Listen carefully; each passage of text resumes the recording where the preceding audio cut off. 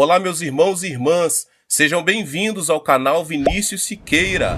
E se você ainda não é inscrito aqui no canal, se inscreva aqui no canal e não esqueça de ativar o sininho das notificações. Todos os dias são postados vídeos abençoados aqui no canal, para te abençoar. Vamos a mais uma palavra do Senhor. Onde não há revelação divina, o povo se desvia, mas como é feliz quem obedece à lei. Provérbios 29:18. Devemos conceber e viver sonhos. Sem profecia, o povo se desvia. Sem profecia, ou seja, sem visão, não há esperança no amanhã. A galinha deve chocar o ovo para que o pintinho consiga quebrar a casca. Devemos conceber os sonhos e as visões de Deus, para que esse sonho e essa visão rompam a casca e deem a luz na realidade física. Que sonhos você tem?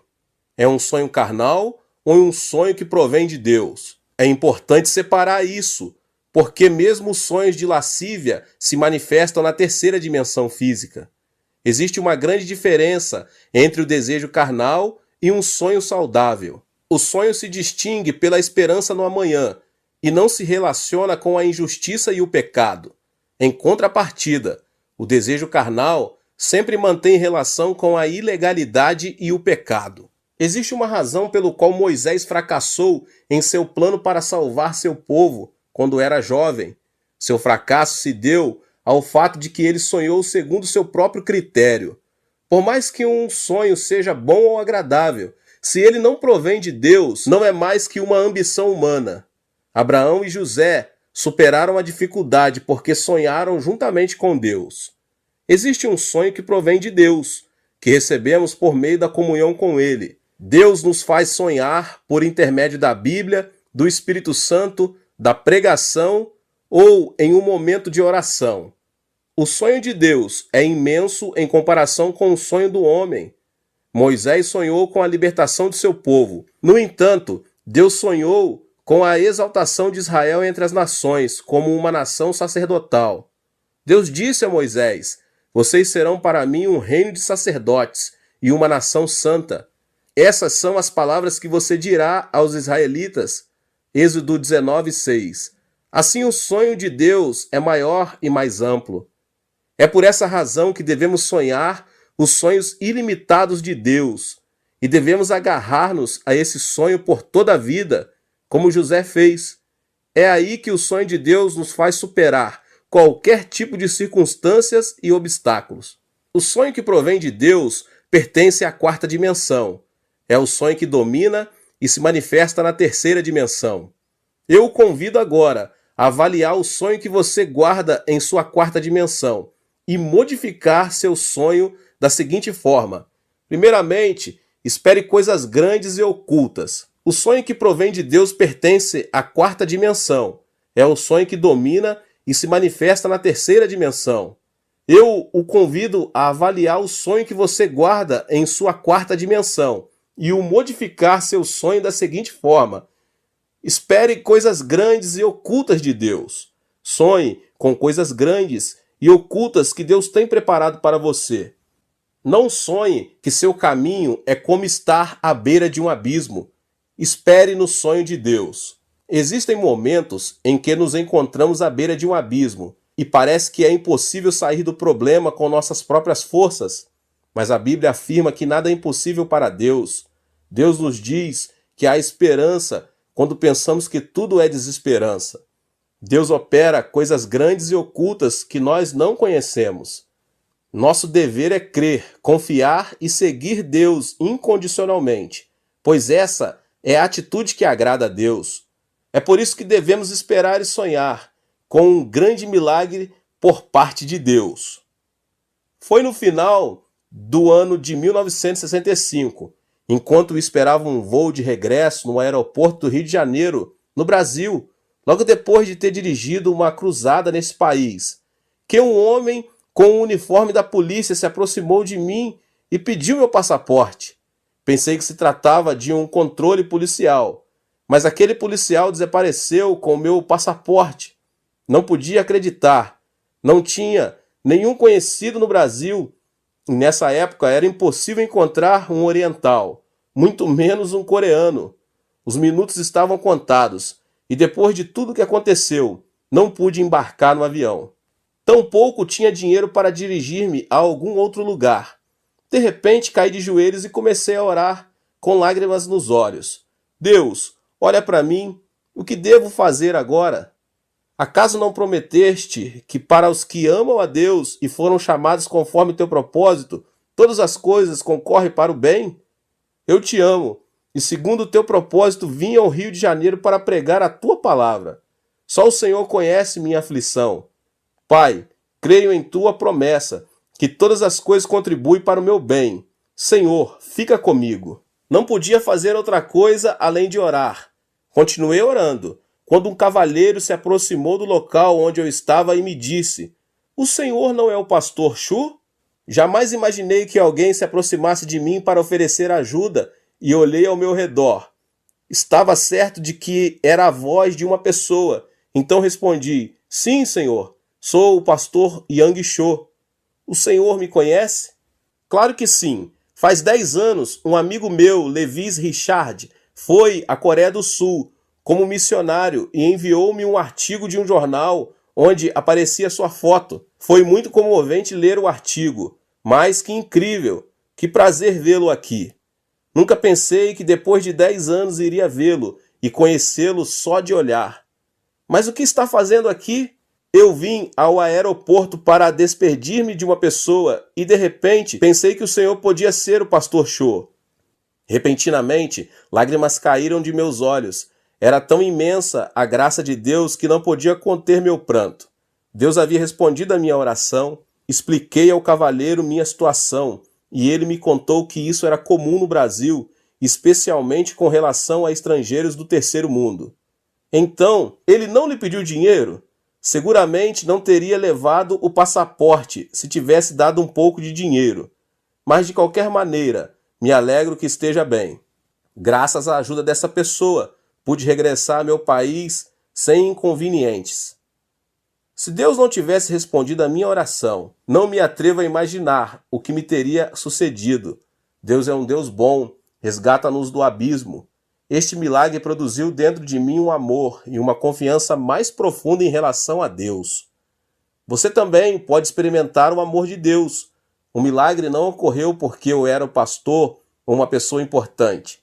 Se você não esmorecer e continuar confiando em Deus, sem abandonar a fé, Deus fará coisas grandes e ocultas que você não conhece. Experimente o milagre por meio da fé.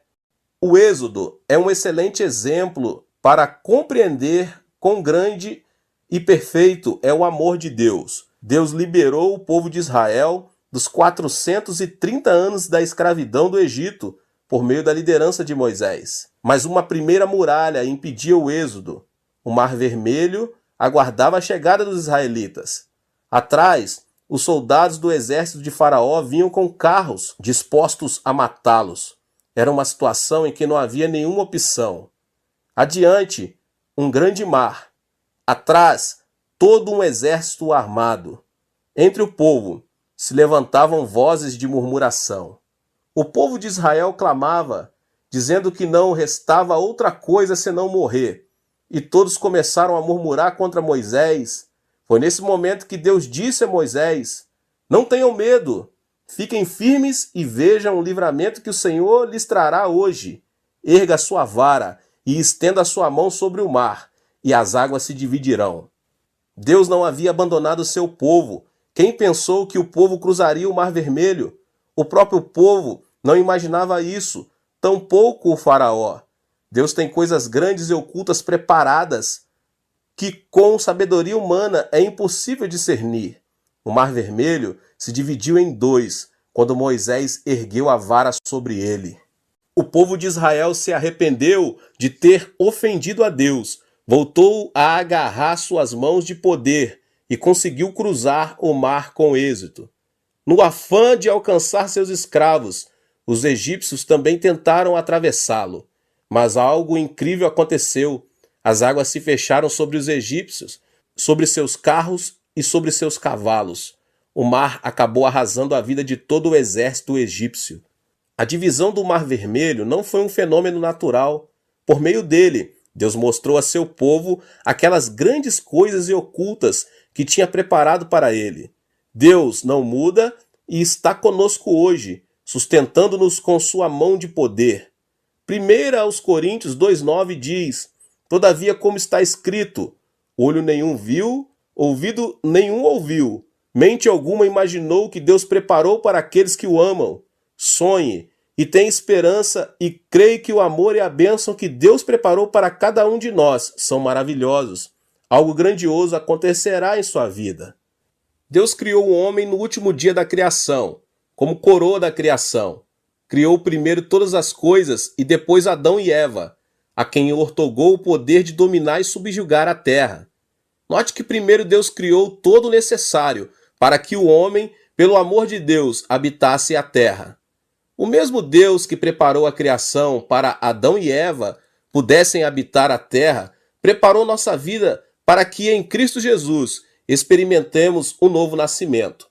Deus predestinou nossa salvação antes da criação do mundo. Não que tenhamos pecado por acaso, e por acaso se abriu um caminho para a nossa salvação.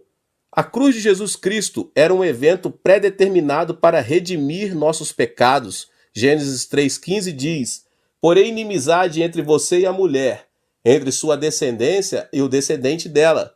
Este lhe ferirá a cabeça, e você lhe ferirá o calcanhar. Esta palavra implicava muitos eventos que ocorreriam no futuro. É importante saber que a cruz de Jesus não foi uma casualidade, mas sim um plano pré-determinado. O Senhor veio à terra em carne, nasceu do ventre da Virgem Maria, o que indica que Jesus, semente da mulher, iria converter-se no inimigo do diabo. Ou seja, Deus havia antecipado o plano da salvação por meio de Jesus Cristo, antes do momento da queda de Adão e Eva. 600 anos antes de Cristo, o profeta Isaías profetizou que Cristo morreria crucificado. Isaías 53, 4 e 5 diz: Certamente ele tomou sobre si as nossas enfermidades, sobre si levou as nossas doenças. Contudo, nós o consideramos castigado por Deus atingido e afligido, mas ele foi transpassado por causa de nossas transgressões, foi esmagado por causa de nossas iniquidades. E o castigo que nos trouxe a paz estava sobre ele, e pelas suas pisaduras fomos curados. Esta passagem da Bíblia nos revela quão determinado estava o plano da salvação, a razão pela qual podemos ser salvos, por meio da fé em Jesus Cristo, deve-se ao fato de que o Senhor preparou o caminho para a salvação. Foi-nos revelado o segredo de que, por meio da fé em Jesus Cristo, recebemos o perdão dos pecados, justificação e salvação. O amor e o poder de Deus são tremendos. É impossível entender a obra de Deus com o intelecto sensorial, porque Deus supera o intelecto. Portanto, devemos crer no que Deus nos preparou. Não devemos cambalear em nenhuma circunstância, mas sim crer que Deus predeterminou tudo. A solução não se encontra em nossas mãos, mas nas mãos de Deus. Recorde o que a Bíblia diz em Jeremias 33, 2 e 3. Assim diz o Senhor que fez a terra, o Senhor que a formou e a firmou. Seu nome é Senhor. Clama a mim, e eu responderei, e lhe direi coisas grandes e insondáveis que você não conhece. Creia na promessa da palavra e tenha esperança. Temos a bênção de ser pessoas que veremos coisas grandes e ocultas de Deus. Aleluia! O que devemos sonhar? Devemos sonhar coisas grandes e ocultas. Não devemos sonhar que a escuridão arrasará nossa vida, mas sim devemos crer em coisas grandes e ocultas. Devemos sonhar com coisas positivas e otimistas, com esperança. E Deus operará coisas grandes e ocultas a nosso favor. Deus operará milagres inimagináveis. Temos de abrir a boca para que Deus encha de milagres. Deus é capaz de fazer infinitamente mais do que tudo quanto o que pedimos ou pensamos, de acordo com seu poder que atua em nós. Ouça agora este testemunho. Esta é a história de uma mulher negra que vivia junto com seu filho nos Estados Unidos. Assim que se divorciou do marido, essa mulher mal conseguia sobreviver. No entanto, seu filho insistia dizendo: Mamãe, compre o gato para mim, compre. O problema é que a mãe não tinha dinheiro suficiente para comprar um gato, e as palavras do filho feriram seu coração. Todos os meus amigos têm cães e gatos. Por que não me compra um gato, hein? Carinhosamente a mulher disse ao filho: Filho, vamos orar ao nosso Deus bondoso, Pai. Está bem? Deus lhe proverá um gato. Ela tomou a mão do filho e começou a orar. Pai, tu conheces nossa situação. Dá-nos um gato. Não temos dinheiro suficiente para comprar um gato. Deus Pai, suplico-te de todo o meu coração. Tem misericórdia de nós. Em nome de Jesus, amém. Assim que terminara a oração, o filho perguntou: Deus nos dará mesmo um gato? Sim, querido. Nada é impossível para Deus. Um gato não será nada difícil para ele. Esperemos o gato e continuemos orando. Deus ouve nossas orações. Esperemos e sonhamos. A mulher continuou orando junto com o filho. Era de tarde e o sol ardia. A mulher tecia no jardim enquanto o menino brincava com um aviãozinho de papel. De repente, algo extraordinário aconteceu. Tratava-se de um vulto escuro que caiu no jardim de sua casa. Era nada menos que um gato. Tanto a mulher como seu filho ficaram petrificados. Um gato havia caído do céu. Eles começaram a pular e a soltar gritos de júbilo. Deus havia respondido à sua oração. Esse relato foi difundido em todo o país por meio dos jornais e da televisão, em um artigo que se intitulava Um Gato Caído do Céu. Dias depois, alguém veio vê-los e disse que era dono do gato. Era incrível. Por acaso ele era o dono do gato caído do céu? Seu argumento: era um vizinho que vivia a 800 metros deles e não via seu gato desde que este tinha subido em cima de uma árvore. Sua explicação era que, por mais que tivesse tentado, não pudera fazê-lo descer. No final, quando o vizinho resolveu inclinar a árvore para alcançar o gato, não conseguiu segurá-la e soltou-a. Como consequência, o gato voou e caiu a 800 metros no jardim da casa dessa mulher negra. E o homem continuou insistindo em que devolvessem o gato. No entanto, nem a mulher nem seu filho quiseram devolvê-lo. Disseram que se tratava de um presente de Deus. No fim, o caso foi levado a juiz. Agentes profissionais do tribunal realizaram um estudo do caso. Puseram um gato artificial naquela árvore da qual, insistiu o vizinho, o gato voara. No entanto, o gato não voara por mais de 20 ou 30 metros. A conclusão a que chegaram os agentes foi que o gato não poderia voar os 800 metros. A sentença do tribunal foi: esse gato é um presente de Deus. É uma história pouco comum, mas Deus é um Deus que torna essas coisas possíveis. Sonhe com algo inimaginável. Os grandes e os pequenos sonhos formarão sua vida. Deus quer que esperemos e sonhemos com grandes milagres. É aí que esses sonhos se convertem em nossos sonhos. Devemos ter a convicção de que Deus preparou algo maravilhoso para a nossa vida. Devemos sonhar que Deus revelará coisas grandes e ocultas. Ore e não esmoreça. Projete algo claro em seu coração. Escreva-o em uma folha de papel. Ore até receber uma meta clara e ter convicção. Avalie sua meta à luz da palavra de Deus. Qual é seu sonho? Convido-o a escrever seu sonho em um papel. Leia-o e leia-o todos os dias, pois verá como seu sonho se faz realidade. É muito importante que possa visualizar a realidade do sonho como uma realidade já estabelecida, pois isso será de fato o que obterá. Espere e creia que seu sonho já é uma realidade palpável. Em certa ocasião, dirigi uma conferência sobre crescimento da igreja na Austrália. A atitude dos pastores australianos era negativa, ainda que garantisse que o crescimento da igreja era possível, mas na Coreia do Sul e nos Estados Unidos, e não na Austrália. Seu argumento era que os australianos não iam à igreja porque amavam o esporte e o tempo livre. No último dia da conferência, dei uma sugestão. Preparem um lápis e um papel e escrevam a meta da igreja a ser alcançada no final de 2 anos. Escrevam o número de pessoas da congregação que desejam ter nesse tempo. Todos começaram a escrever seus sonhos. 50 membros mais em 2 anos. 100 membros, 300, 500 membros, enfim, o número era bastante variado. Continuei. Colhem essa folha no escritório de sua igreja. Cada um observe, ore e visualize a realização desse sonho. O Espírito Santo operará um grande milagre. Após 2 anos, visitei novamente a Austrália.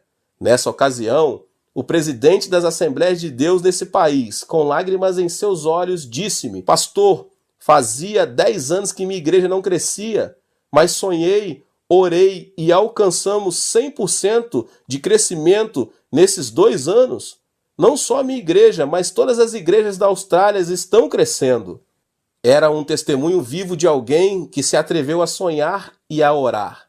Graças ao princípio da visualização, uma das igrejas da Austrália cresceu, a ponto de que o número de membros chegou a milhares. Sonho em implantar no mínimo 500 igrejas em toda a Coreia do Sul. Visualizo de dia e de noite, porque sei que tem uma meta e um plano específico a alcançar. Também tenho o sonho de dirigir cruzadas de multidões em todo o mundo. É um desejo de pregar o evangelho a todas as nações do mundo. Eu me levanto, eu me deito e vivo com o sonho. A visualização do sonho produz fé e a obra do Espírito Santo. Devemos conceber o sonho de Deus, porque o sonho de hoje se tornará a orientação que criará o futuro.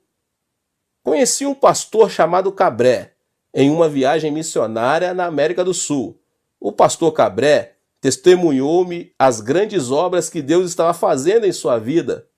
Uma mulher tinha vindo receber oração junto com seu filho, que não tinha uma orelha. O pastor Cabré, visualizando o menino com uma formosa orelha, começou a orar com muito fervor. Depois de pouco tempo, uma espécie de nódulo começou a formar-se na parte onde o pastor impôs as mãos. Ele continuou orando para que Deus criasse uma formosa orelha. E ensinou a mãe do menino a dizer: olhe, que linda orelha você tem. O pastor disse a ela que acariciasse o menino, visualizando a orelha. Mas nada acontecia. O pastor voltou a orar pelo menino, visualizando uma formosa orelha. Quando abriu os olhos, não podia crer no que via. O tamanho do nódulo aumentara na forma de um leque. Era um milagre de Deus. O que você desenhar hoje na fé, com a ajuda do Espírito Santo, é o que obterá no dia de amanhã. A meta do sonho da 4ª dimensão deve ser específica, porque a realidade física da 3ª dimensão não é abstrata, mas uma dimensão específica. Estabeleça e visualize a meta. Você também deve orar até obter uma meta clara e determinada. O jejum serve para clarear nossa 4ª dimensão, ou seja, para definir mais especificamente nossos sonhos. É por meio do jejum que conseguimos abandonar o ego que diz: posso fazer tudo, e voltar-se para Deus a fim de ser transformados. A mudança da 4ª dimensão ocorre quando há uma mudança em nós mesmos e quando reconhecemos detalhadamente o sonho que Deus tem para nós. Portanto, desde que essa meta clara e específica seja revelada em sua vida por meio da oração. É preciso estabelecer metas mediante a cruz.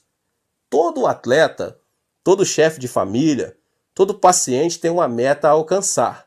É nosso dever sonhar esses sonhos a partir de uma perspectiva distinta. Devemos olhar para a cruz de Jesus Cristo e sonhar especificamente que fomos salvos da enfermidade do espírito, da alma e do corpo, assim como das circunstâncias. Não devemos deixar-nos influenciar pelo estado atual de nosso espírito, de nosso corpo e de nossa alma, nem pelas circunstâncias. E assim, aceitar o sonho de Cristo. Em 1 Pedro 2,24 encontramos: Ele mesmo levou em seu corpo os nossos pecados sobre o madeiro, a fim de que morrêssemos para os pecados e vivêssemos para a justiça. Por suas feridas vocês foram curados. Devemos aceitar o sonho de Cristo mediante a cruz. A desordem mental será sanada e veremos o poder de Deus. Devemos visualizar a bênção de Abraão e a meta de nossos sonhos mediante a cruz. É preciso desfazer a desordem mental da maldição e da pobreza e aceitar a bênção e a prosperidade de Abraão que há em Cristo, pois é esse o sonho que Cristo tem para nós. Gálatas 3,13 diz: Cristo nos redimiu da maldição da lei, quando se tornou maldição em nosso lugar, pois está escrito: maldito todo aquele que for pendurado no madeiro. Devemos estabelecer metas mediante a cruz de Cristo. A meta final do cristão não se encontra neste mundo, mas se estende até o reino eterno. Em 2 Coríntios 5,1 diz: sabemos que, se for destruída a temporária habitação terrena em que vivemos, temos da parte de Deus um edifício, uma casa eterna nos céus, não construída por mãos humanas. Ponha seus olhos em Jesus, que levou a cruz sobre si, e sonhe. Nossa esperança não se limita ao que é terrestre, antes vai além dos céus. É preciso que você comece pelo pequeno. Assim como um bebê cresce na incubadora, deixe que seu sonho vá crescendo. Caminhe junto ao Espírito Santo, seja fiel no pouco e supere as adversidades. Uma vez que tenha concebido um sonho mediante a cruz, você deve semeá-lo para depois colhê-lo. Apesar das circunstâncias, se você consegue semear a semente do sonho que concebeu com a ajuda do Espírito Santo, essa semente dará fruto, crescerá, vencerá e transformará a terceira dimensão. O sonho transformará a morte em vida, a escuridão em luz, a pobreza em riqueza. A mudança de vida se origina de uma mudança de sonho na quarta dimensão. Sonhe, semeie e realize seu sonho. Prepare-se para a realização do sonho. Todos desejam uma mudança na vida e a realização de seus sonhos, mas são poucos os que se preparam para isso. Para alcançar o sonho, é imprescindível a preparação. Se você tem um sonho, deve ter convicção de que o sonho será alcançado e agir como se já tivesse realizado. Daí a necessidade de preparação. Para aquele que não se prepara, seu sonho continuará sendo um sonho e será difícil alcançá-lo. O templo central da Igreja do Evangelho Pleno de Ioldo, utilizado hoje, é um templo que foi reconstruído e ampliado de dentro para fora. Ao ver que minha igreja apresentava um crescimento explosivo, fiz um plano de construção de um complexo ao redor de um templo central, o departamento de educação, 2 centros para as missões e um edifício para o jornal diário. Também senti que devia reconstruir o complexo do Monte da Oração, porque sabia que muita gente necessitava de ter uma comunhão mais íntima com Deus em um lugar isolado da cidade, mas só contava com $2.000 no bolso. O custo aproximado da construção era de $2 milhões, mas Deus proveu todos os recursos. Deus é meu capital. Lembre-se, a visão e a paixão precedem as finanças, porque Deus provê nossas necessidades. Existem prioridades na obra de Deus. Primeiro, devemos avaliar se algo é da vontade de Deus. Segundo, devemos estabelecer metas claras. Terceiro, necessitamos ter paixão para alcançar a meta. Quarto, temos de crer que Deus nos ajudará. Uma vez que tenha respeitado essas prioridades, é o momento de fazer contas na calculadora e pagar o preço. Em meu caso, sigo adiante crendo que Deus proverá os recursos. As circunstâncias e as adversidades nunca são um impedimento. Só caminho pela fé, porque Deus é quem cumpre sua palavra. Como pais, preparamos a roupa, os sapatos e o berço mesmo antes de o bebê nascer. O mesmo acontece com nossos sonhos. Uma vez que tenha concebido o sonho, você deve se preparar para as alternativas reais e saber que prosseguirá pelo poder do Espírito Santo, pois essa é a única forma de conceber um sonho. Um sonho não é algo que se cumpre, e sim algo que nasce.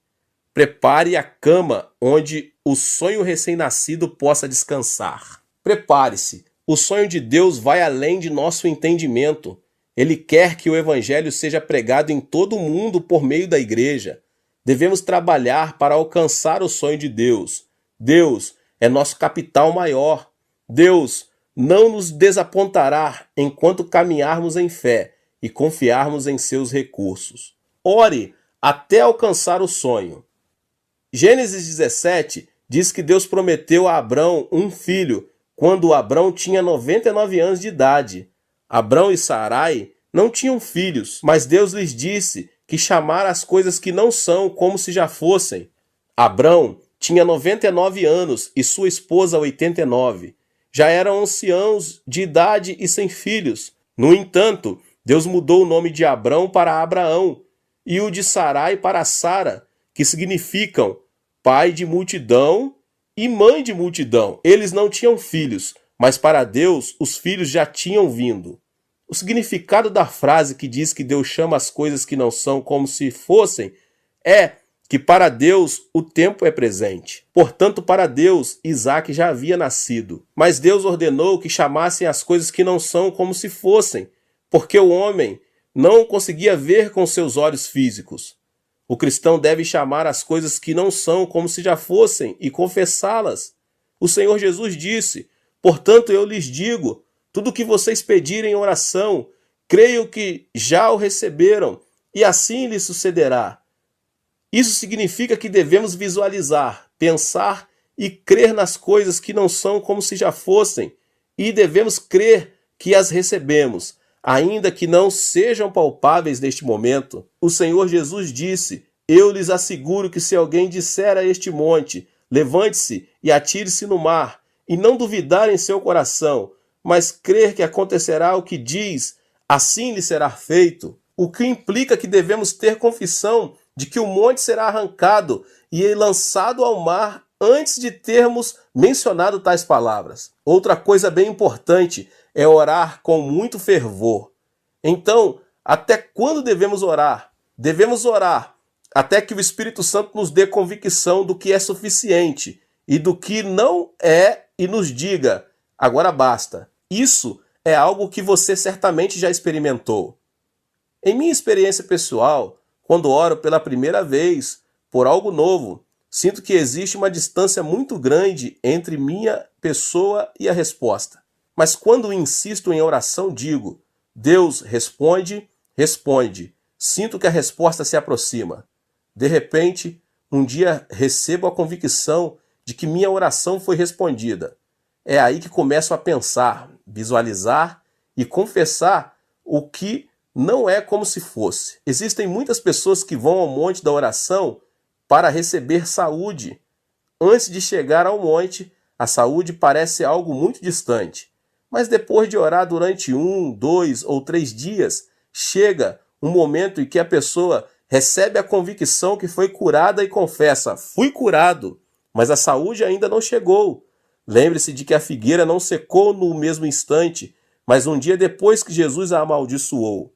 A convicção está presente, mas também a enfermidade. Não obstante, alguns dias depois de regressar no monte da oração, a enfermidade desaparece. Existe um lapso entre a convicção e o cumprimento. Por exemplo, pense na erva do campo. Se você arranca a erva, ela não seca no mesmo instante, pois ainda que já esteja morta, isso requer pouco mais de tempo. Da mesma forma, o que recebemos já existe, mas necessita de tempo para que se manifeste na realidade. Uma irmã de minha igreja não podia nem sequer subir as escadas, em virtude de um problema de coração. Os médicos a aconselharam a submeter-se a uma cirurgia. A artéria coronária estava obstruída, mas essa irmã decidiu dirigir-se ao monte da oração. Deus Pai, aqui está o dinheiro necessário para a operação. Eu o ofereço a ti. Quero que tu me operes diretamente. Sei que isso soa estranho para um incrédulo. Se a artéria está entupida, como alguém poderá salvar sua vida sem uma cirurgia? Contudo, enquanto ela orava, senti uma forte convicção do Espírito Santo, que ela dizia que tinha sido curada. Salte! Era a voz do Senhor. Todavia, um movimento brusco podia levar-lhe à morte. Mesmo assim, Sua convicção o levou a levantar-se e dar saltos. Estranhamente, não teve problemas respiratórios. De repente ouviu uma voz que dizia: "Quero que você suba ao cume de Elias e volte." O cume de Elias é o cume do Monte da Oração e é bastante difícil de subir, mesmo para uma pessoa normal, saudável. No entanto, a irmã não hesitou em subir ao cume de Elias e voltou sem problemas. Era um milagre de Deus. O segredo do milagre é crer e visualizar o que não é como se fosse. Diante de um pedido, devemos orar sem cessar, até que tenhamos recebido a convicção da resposta.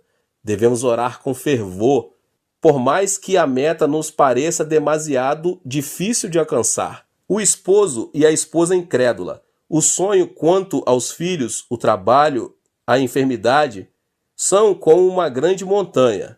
Ore por aquela meta, visão e sonho que parecem inalcançáveis ante seus olhos, e não cesse de fazê-lo até que tenha recebido convicção de que seu pedido foi respondido. É preciso visualizar a realização de seu sonho e seja fiel no pouco.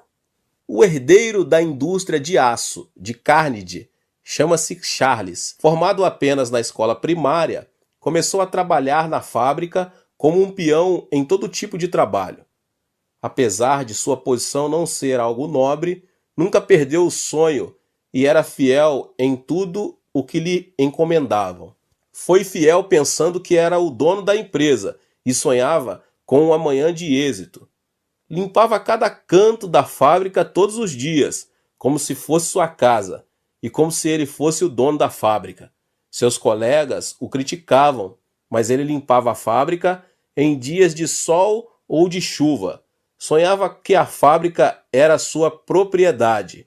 A atitude desse trabalhador terminou comovendo o coração de toda a gente. Sua fidelidade serviu como mérito para começar a trabalhar como um empregado no departamento de limpeza. Assim que ascendeu como empregado, continuou trabalhando com a mesma fidelidade de antes. Sua atitude fiel foi difundida de boca em boca e o presidente da empresa, Carnegie, decidiu contratá-lo como seu secretário pessoal. Esse homem continuou sendo fiel em seu novo posto de trabalho e serviu como porta-voz do presidente. Sua filosofia de trabalho era: sou o dono da empresa, portanto devo trabalhar com a mentalidade de que se alguém me obriga a levar uma carga por 1 milha, devo ir com ele 2 milhas. E se alguém me pede a túnica, devo dar-lhe também a capa. E trabalhou fielmente. O presidente Carnegie, comovido pela fidelidade de seu secretário, ofereceu-lhe um incentivo de $1 milhão, quando o salário anual de seu secretário era de $2 a $3 mil.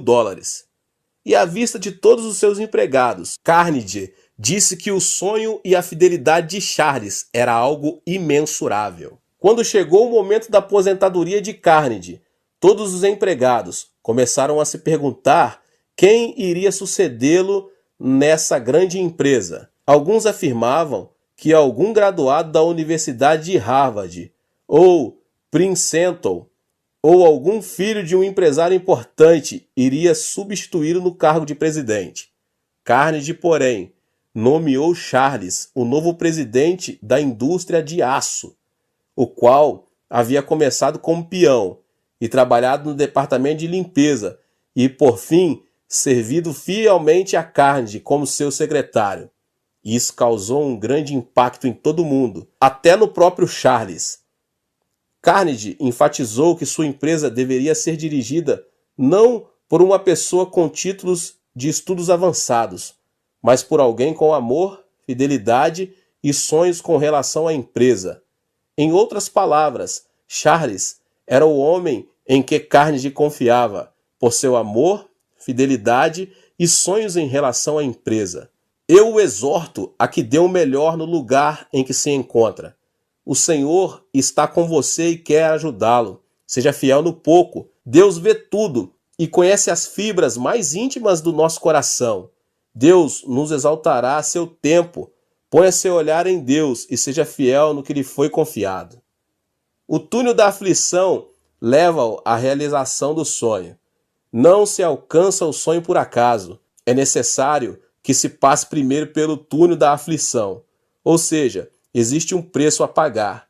É por meio da aflição que abandonamos nosso ego e confiamos em Deus. Deus usa a aflição como uma ferramenta para nos quebrantar, para fazer-nos voltar a seu caminho. Deus predestinou todas as coisas para a nossa vida. Deus nos abençoa à medida que caminhamos e não nos afastamos do caminho que Ele preparou. É imprescindível visualizar e pagar o preço para alcançar o sonho. A aflição é o plano de Deus para quebrantar nosso ego e fazer-nos obedientes a Ele. A aflição ajuda nossa fé a crescer e a faz mais vigorosa. Só aquele que experimentou a aflição e a tribulação poderá alcançar seu sonho e destacar-se por sua firmeza. Os músculos do braço adquirem força por meio do exercício. Da mesma forma, os músculos de nossos sonhos ganham força por meio da aflição e da tribulação. A aflição é a semente que leva consigo um sonho e uma esperança maior. É como um túnel e você precisa ultrapassá-lo. A aflição é o túnel que nos leva ao sonho. Se você se nega a passar pelo túnel, seu sonho jamais poderá ser alcançado. É necessário passar para o outro lado do túnel. É através do túnel da tribulação que conseguimos chegar a um mundo mais amplo de sonhos e de esperanças. Em 1 Pedro 1,7 diz: assim acontece para que fique comprovado que a fé que vocês têm, muito mais valiosa do que o ouro que perece, mesmo que refinada pelo fogo, é genuína e resultará em louvor, glória e honra quando Jesus Cristo for revelado. A aflição é como um prato de comida que se encontra sobre uma mesa chamada sonhos, porque o sonho tem um preço. É necessário comer a aflição para alcançar o sonho. O sonhador recupera as forças ao alimentar-se da aflição, para seguir adiante. Para quem sonha, a aflição e a tribulação não significam nada, porque quem sonha sabe que a aflição é a parte do processo para chegar. Não é necessário frustrar-se pelo fato de o sonho não ter se manifestado. Espere, medite na aflição da cruz e converta-se em um agente da esperança. Você crê que Deus sempre está com você e que sempre o protegerá? Temos esperança, porque sabemos que o Senhor estará continuamente ao nosso lado para ajudar-nos. Tudo podemos em Cristo. Visualize, creia, sonhe e ore, porque Deus operará o milagre. Guarde a esperança de Deus em seu coração. Você é alguém escolhido por Deus. Implantei minha igreja em 1958, assim que concluí o seminário, em uma área muito pobre da cidade de Seul, chamada Buvandong. Por causa da guerra em meu país, abundava o caos e a desordem, assim como também a pobreza e a doença. A maioria dos habitantes da cidade era de refugiados ou pessoas que tinham vindo do interior do país. A área onde eu estava se caracterizava como uma das mais pobres de toda a cidade. Foi no meio desse ambiente que comecei a pregar o Evangelho. Era uma das áreas onde se fazia mais necessário a resplandecência da luz da esperança de Deus. Arrependam-se e recebam Jesus Cristo. Cada um de vocês é filho de Deus. Creia em Jesus e terá vida eterna. Apesar de minha mensagem apaixonada, todos se mantinham indiferentes. O povo de Dai Jodon era muito inseguro nessa época, pois essa era uma área onde vivia a população mais pobre e com problemas, quadrilhas, alcoólatras e pessoas que padeciam de enfermidades de todo tipo. Nesse vale de frustração, aconteceu algo que mudou o rumo de meu ministério. Ao caminhar pela vila miserável, notei uma casa que estava a ponto de cair. Em um gesto atrevido, bati a porta e disse: "Tem alguém aí?" No mesmo instante, uma mulher abriu a porta e perguntou: "Quem é você?" Era uma mulher de nome Lee Cho-hee, que tinha vindo da província de Gangneung-do, Coreia do Norte, por causa da guerra. Vivia com 9 filhos e um esposo viciado em álcool. Além do mais, a mulher estava definhando, pois tinha problemas de coração e gastrointestinais. A vida dessa mulher era algo indescritível. Então decidi levá-la a Cristo. Eu a visitava todos os dias para falar-lhe sobre o reino dos céus. Mas a mulher se irritava e dizia que todos os religiosos eram mentirosos e que sua vida era um inferno mesmo. Não me interessa o que acontecerá depois de minha morte. Não me interessa se existe um inferno, porque minha vida é o inferno mesmo. Observe como vivo. Preciso viver bem agora, e não depois da minha morte. Vá embora daqui. Fui para pregar a ela, mas no final terminei ouvindo uma pregação. Para dizer a verdade, ela tinha toda a razão. Pensativo, voltei para a minha igreja, que nessa época era uma tenda. As palavras daquela mulher seguiram retumbando em meus ouvidos. O reino dos céus deveria manifestar-se agora em nossa vida. Pensei, ela tem razão. Necessitamos do reino dos céus agora mesmo, e não depois da morte. O Deus que nos ama, por acaso não deseja que sejamos felizes também nesta vida? A humanidade foi criada pelo amor de Deus, mas tem se revelado contra Deus. Como consequência, o homem teve de levar consigo a carga do pecado. Contudo, Deus teve compaixão de nós e enviou o seu Filho Jesus Cristo para que, mediante a cruz, ele tomasse nossas maldições, nossa morte e nossas dores. Nosso destino era o pecado, mas Deus nos salvou por meio de Jesus Cristo. Devemos somente crer em Jesus para receber vida eterna. Então prosperamos em todas as coisas e temos saúde, assim como prospera a nossa alma. Essa é uma bênção universal, e não só para alguns escolhidos. Por meio da cruz, Deus nos salvou de forma integral. A mensagem da cruz não trata apenas da salvação do espírito, mas também da salvação da alma, do corpo, das circunstâncias. Em outras palavras, a salvação é integral. E essa é a mensagem do Evangelho. Porventura existe um amor maior que esse? É por meio da fé que recebemos o perdão dos pecados.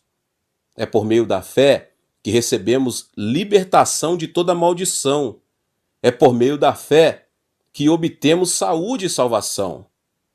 Em minha vida pastoral, experimentei um encontro com Jesus por meio da esperança na fé. Foi em um estado de desesperança absoluta que, por intermédio da leitura bíblica, descobri a coluna de fogo da esperança. E agora me converti em um servo de Deus. Cada vez sinto mais a importância da esperança em nossa vida. Então eu não podia tirar aquela mulher de minha memória. Eu pensei que ela também necessitava de uma mensagem de esperança. Então decidi voltar a ela. Senhora, convido-a a mudar seu destino. A mulher ficou um pouco surpreendida e disse: "Antes você vinha me falar sobre o reino dos céus. Agora você vem falar de destino. Mas que tipo de pastor é você? Vá embora daqui." Ela começou a falar com ironia, mas insisti dizendo: "Conheço alguém que pode mudar seu destino. Você me acompanha? Ele ajudará seu esposo a abandonar o álcool, seus filhos a ir à escola e lhe proporcionará tudo o que necessitar. Acompanhe-me." Ao ouvir essas palavras, a mulher mudou de atitude e abriu um pouco seu coração. Atravessei um arrozal e cheguei à tenda, mas dessa vez acompanhado por aquela mulher. O que é isso? É minha igreja. A mulher lançou um olhar de canto a canto da tenda e, segurando a barriga, caiu na gargalhada. É você quem precisa mudar de destino. Diga a essa pessoa que o ajude a mudar de destino. Estou certo de que, se você estivesse ali comigo, também teria dado boas gargalhadas. Mas eu disse à mulher em um tom sincero: tem razão, minha situação não se diferencia da sua. Mas temos esperança em Jesus Cristo.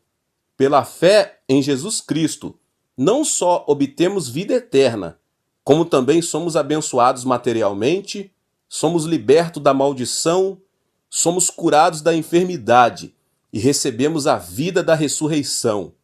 Convido você a crer em Jesus Cristo. A mensagem da esperança conseguiu apagar o fogo de sua ira, e a mulher começou a frequentar minha igreja todos os dias. Falávamos de esperança e eu orava por ela.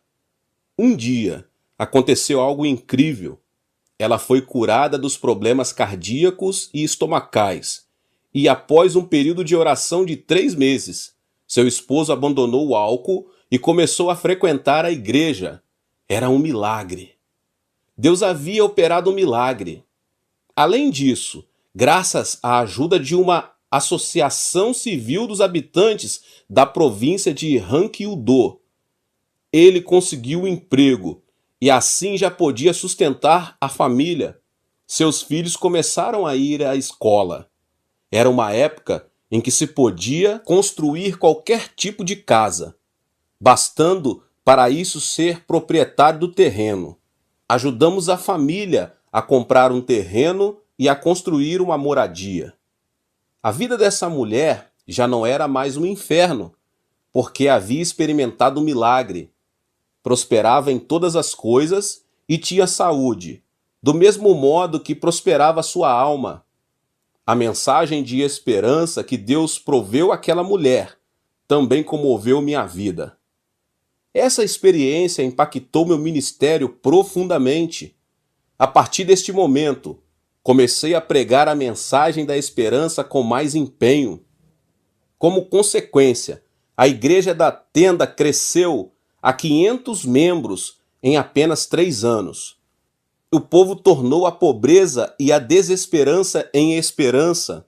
Os membros da minha igreja começaram a orar e a trabalhar com mais dedicação. Conseguimos adquirir um terreno para construir uma igreja maior.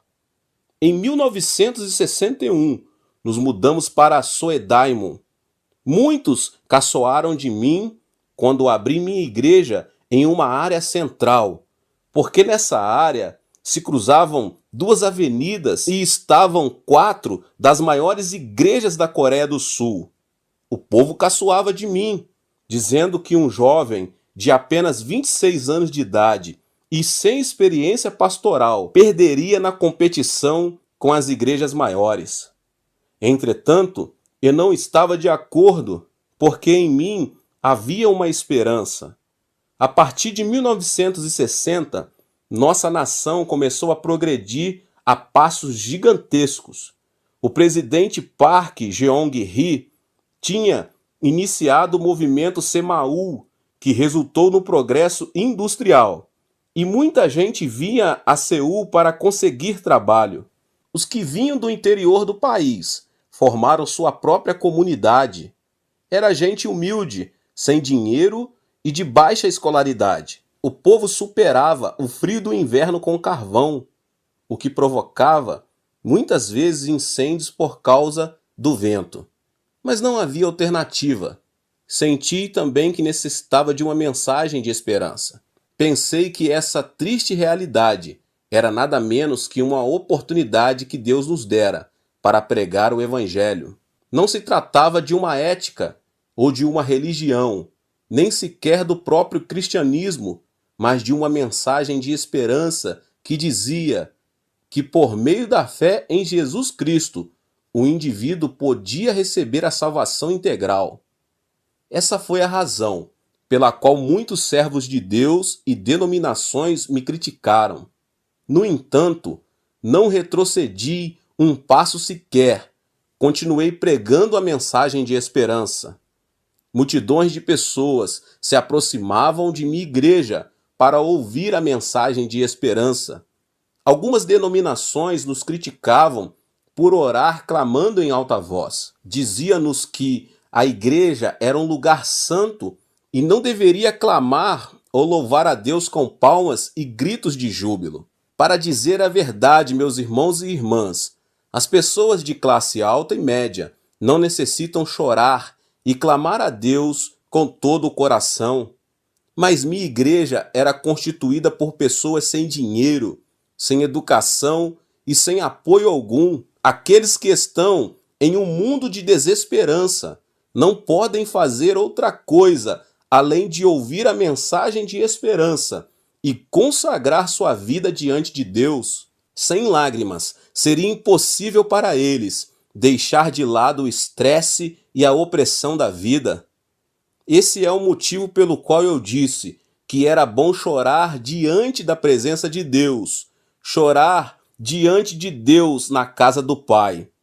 E todos os aflitos e necessitados vinham e choravam na igreja, a tal ponto que a oração em uníssono parecia um funeral e o louvor uma festa, pois usávamos as palavras para louvar a Deus. Era assim que o povo se livrava do estresse e alcançava a paz do coração.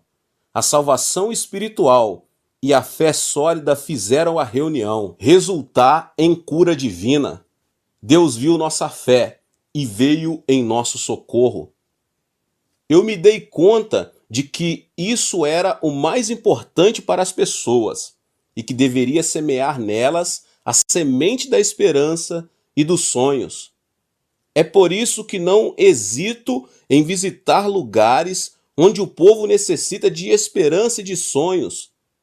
Viajei o que equivale a 80 voltas em torno da Terra. Estive na África, nos Estados Unidos, na Europa, na América Latina e em cada canto do planeta. Percebi que todos desejavam a esperança e os sonhos, porque o homem foi criado segundo a imagem de Deus, e o próprio Deus é esperança e sonhos. Portanto, podemos sonhar sonhos preciosos em Deus. O reconhecido teólogo alemão Jürgen Moltmann sustenta que sua teologia é a teologia da esperança. A Segunda Guerra Mundial estourou quando ele tinha apenas 17 anos de idade. Foi recrutado como soldado pelo governo alemão, mas acabou sendo capturado como prisioneiro. Passou por um período de frustração e desesperança no acampamento de prisioneiros da Inglaterra, sofrendo todo tipo de maus tratos. Além do mais, sua frustração cresceu quando escutou a notícia de que seu povoado natal havia sido devastado por causa de um bombardeio e, como consequência, toda a sua família havia morrido. O jovem Moltmann, ao saber que tanto seu país como seu povoado natal haviam sido destruídos, bem como a vida de toda a sua família, enquanto ele mesmo sofria no acampamento de prisioneiros, em um estado de desesperança absoluta, decidiu acabar com a vida. Um dia, um pastor aproximou-se do jovem Moltmann e presenteou-o com uma Bíblia.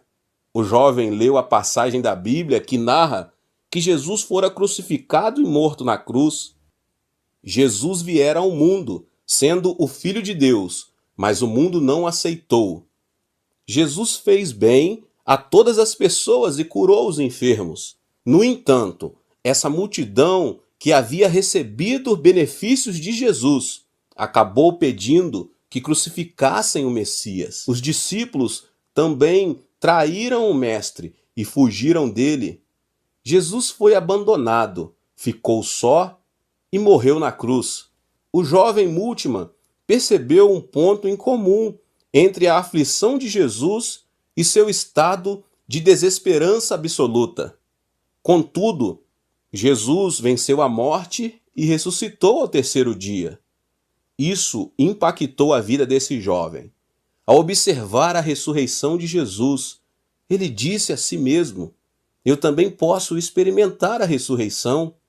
Meu país, meu povoado natal, minha família também poderão ressuscitar se simplesmente eu receber Jesus Cristo em meu coração. Dessa maneira, nasceu a famosa teologia da esperança de Bultmann. Ele se deu conta de que só Jesus Cristo pode outorgar ressurreição em meio à desesperança mais escura. E o jovem recebeu Jesus Cristo como seu salvador pessoal ali mesmo, no acampamento de prisioneiros. A certeza da ressurreição transportou das trevas para a luz, da desesperança para a esperança. O coração do homem se dirige à morte quando lhe falta um sonho. Não se trata de vestir-se, alimentar-se bem ou levar uma alta qualidade de vida. O sonhador supera qualquer tipo de circunstâncias. O homem, por natureza, deseja sobreviver, e a esperança é a força que engrandece o desejo de viver. Em 1 Timóteo 1:1 diz: Paulo, apóstolo de Cristo Jesus, por ordem de Deus, nosso Salvador, e de Jesus Cristo, a nossa esperança. A esperança de Paulo não era outra coisa senão o próprio Jesus Cristo. O apóstolo conseguiu superar a tempestade da aflição e as adversidades por causa da esperança em Cristo. Quando esteve encarcerado, Paulo escreveu aos cristãos, exortando-os a não perderem a alegria. E isso indica o nível de esperança que o apóstolo tinha. Dessa forma, também pregou acerca da direção de Deus e da esperança, mesmo quando o barco que o levava a Roma enfrentou uma grande tempestade. Nunca deixe de sonhar o sonho da esperança. A ambição pessoal não é algo digno de ser anunciado e compartilhado, mas a esperança perfeita em Cristo se multiplica quando a anunciamos. A esperança lança raízes profundas e cresce sobre a rocha da fé, quando a tornamos conhecida. O ato de consolar, falar da esperança, abençoar uns aos outros, faz o sonho da esperança levantar voo e influenciar a fé de outros. O sonho de hoje é a esperança do futuro de uma pessoa. O sonho é o espelho onde se reflete nosso presente. Existe uma razão fundamental pela qual prego o evangelho quíntuplo e a bênção tripla. A meta é que as pessoas concebam o sonho mediante a cruz, o sonho de prosperar em todas as coisas e ter saúde, assim como prospera a nossa alma. Por mais que as circunstâncias se apresentem adversas a nós, o sonho é o elemento que subjuga e transforma a terceira dimensão. Porque o sonho incuba a terceira dimensão física e material. Por mais que a realidade seja um caos, uma grande desordem, as circunstâncias mudam ao serem incubadas, e isso transforma a morte em vida, o caos em ordem, as trevas em luz, a pobreza em prosperidade. Não deixe de sonhar em Deus e mantenha um alto nível de esperança. Sua vida será transformada em nome de Jesus. Deus abençoe a vida de cada um que ouviu essa palavra tremenda. Não esqueça de se inscrever aqui no canal e ativar o sininho das notificações. Deixe também o seu like e não se esqueça de compartilhar com as pessoas que você mais ama. Nos vemos nos próximos vídeos. Até mais. Levanto os meus olhos para os montes e pergunto: de onde me vem o socorro? O meu socorro vem do Senhor, que fez os céus e a terra. Ele não permitirá que você tropece. O seu protetor se manterá alerta. Sim, o protetor de Israel não dormirá. Ele está sempre alerta. O Senhor é o seu protetor. Como sombra que o protege, ele está à sua direita. De dia o sol não te ferirá, nem a lua de noite. O Senhor o protegerá de todo o mal. protegerá a sua vida. O Senhor protegerá a sua saída e a sua chegada, desde agora e para sempre.